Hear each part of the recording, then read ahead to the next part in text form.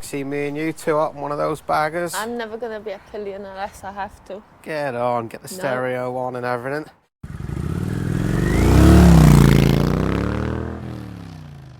Hello, welcome back to On the Road Adventure. So it turns out, I think up and down the country today, Harley Davidson are putting on their first event for the year, inviting people down to the dealership and do demo rides and stuff. So we thought, well, if they're putting on an event, we should pop down and have a look, shouldn't we? Yeah, I'm really interested to see and possibly ride the Pan America adventure version of Harley bike. Harleys aren't normally our thing, but why not? Let's go and have a look, shall we?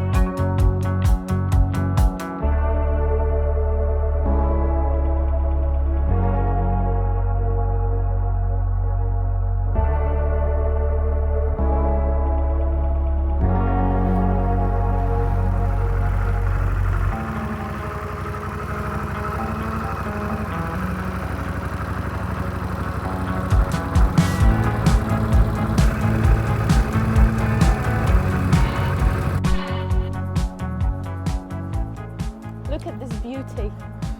That's fucking great. Do you like it? The Yeah, way it I looks? do. Yeah. I think it's great. It's different to every other adventure bike you see on the road.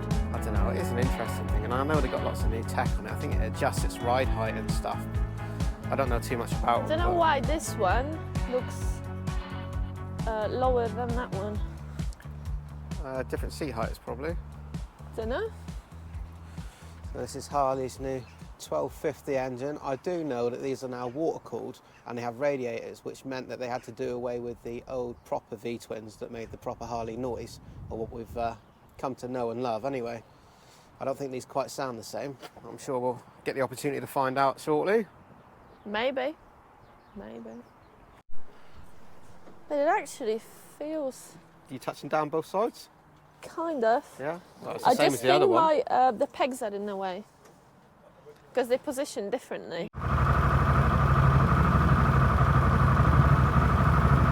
So I would say that this bike isn't any taller with the seat height than the Africa Twin, but the seat is a bigger sort of square shape. And yeah, as Eva rightly said when she sat on it, the pegs are right in the way of your ankles, so that's a bit of a nuisance. So me and Eva, we're going to go for a little spin, try out the Harley Pan America and see what we think.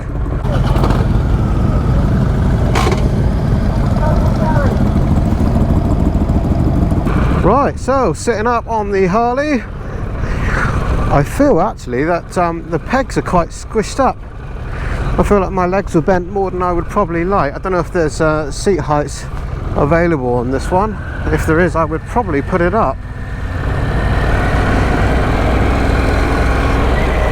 So we noticed right away looking at this one, all the controls, although it's it looks complicated, but we're kind of used to all the buttons because of the Africa Twin. But the controls are fairly intuitive and things look to be where they need to be. Nice and simple to understand, which is always very important.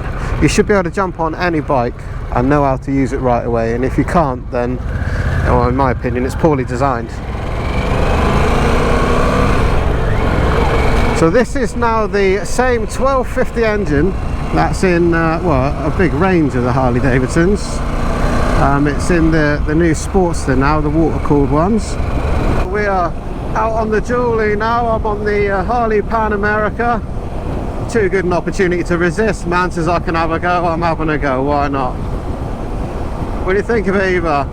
Suit me? I like it, and it's definitely more power than Africa Twin. Not that you need it, but it's good. I like it, even though I'm not riding it. Yeah, so Eva liked to have had a go at the same time, but their policies say that you can't, two of you take out a bike each. They're worried about people swapping them and having problems, so they would only let us take the one. Eva did sit on this, and you could ride this, I'm sure, no problem. You could touch the floor just as well as you can on the Africa Twin. Yeah, the only thing that worries me on this one is the adjustable height, which it's just because I don't understand it and I haven't done much research on it. It's the same like the DCT on Africa Twin. I don't trust it because I don't know it. Yeah, that's fair enough. I said to the guy about the adaptive ride height, and he says apparently the more bumps you go over, the higher it gets. So it's increasing its ground clearance, but when you come to a stop, it should lower itself down. And I am counting on that being a fact, because if it doesn't, I will not be able to touch the ground. Exactly, that was my thought. So I thought you better ride it than me. So I get the bill if it all goes wrong. Yeah. Good thinking, Batman. Let you test the waters first. So that's enough of the Julie anyway. I mean, it's very comfortable and very nice here. I will make a full review of this bike, and I'll put a link up above and at the end of the video for you to have a look if you're interested in the Harley Pan America.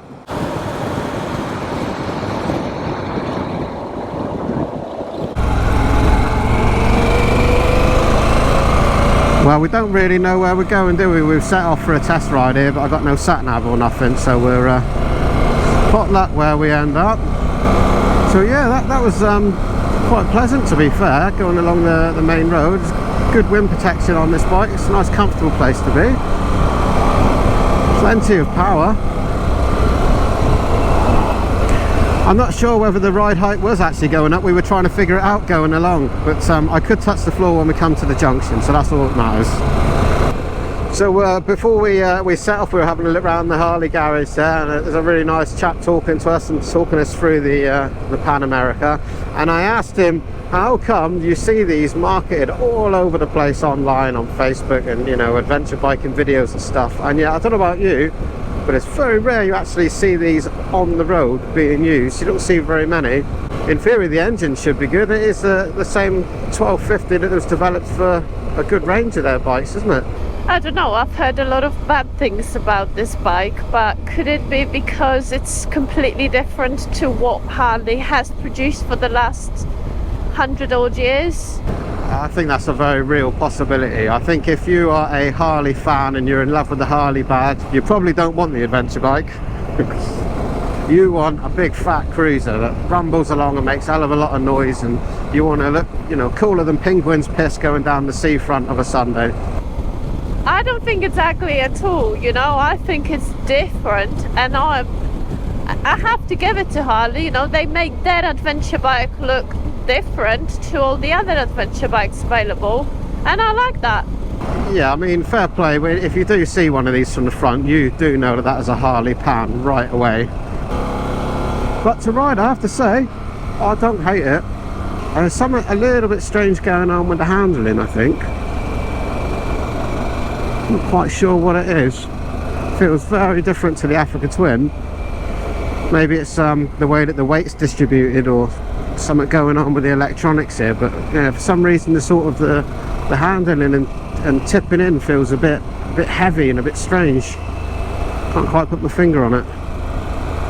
Well, some people like the way Pan America handles more than Africa Twin and vice versa. But also, no matter what bike you ride, and if you sit on something different, it will feel strange at first. Yeah, that is true, but I ride a lot of different bikes doing the reviews and things, and yeah, this, I don't know what it is. Something feels a little bit odd. Maybe it's the suspension. There's a lot of wires and tech coming out of this electronic suspension. I'm not saying it's particularly bad either. It just feels different. Hey, I can smell this Harley cooking. It's not the engine, I hope.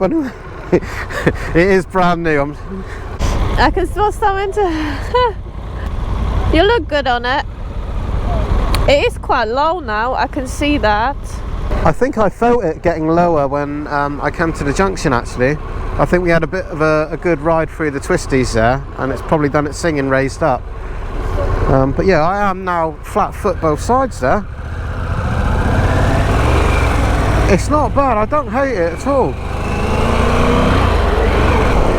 I'm going to try out the sport mode on this while we got the opportunity. Just a bash of the mode there and away we go. Oh, that's definitely livened things up a bit.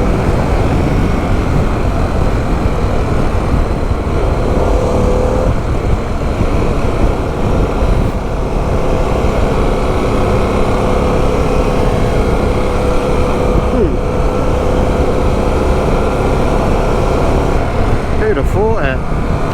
Harley Davidson wants to play. Makes me want to play. That is a stonking engine. Definitely changing the mode into sport mode. I think that's firmed up the suspension, or it's done something, and that feels much more flickable now. Much better, more natural in the corners for sure. So of course this bike is brand new. It's probably only about 10 miles on it now or something. So there's no problems with it, everything's working fine. The guy was saying that the original generation of these bikes had numerous problems, which Harley said they have fixed now, of course. But a lot of it was to do with the technology that was inside the switchgear. And that's the same really when you buy any new bike, especially if it's the first generation of any bike, is that if you're the first one to own it, you're going to be the guy that discovers all of the initial problems. But this one's been around for about 3 years now, so hopefully they found a lot of those problems and fixed it.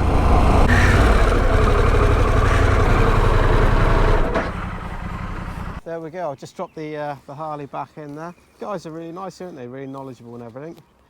What I like about this, I haven't ridden one. Maybe next time. You'd like to though, wouldn't you? I think. I'd love to. Yeah, that's what I was thinking about. You know, that could this be the next bike for the future? Maybe.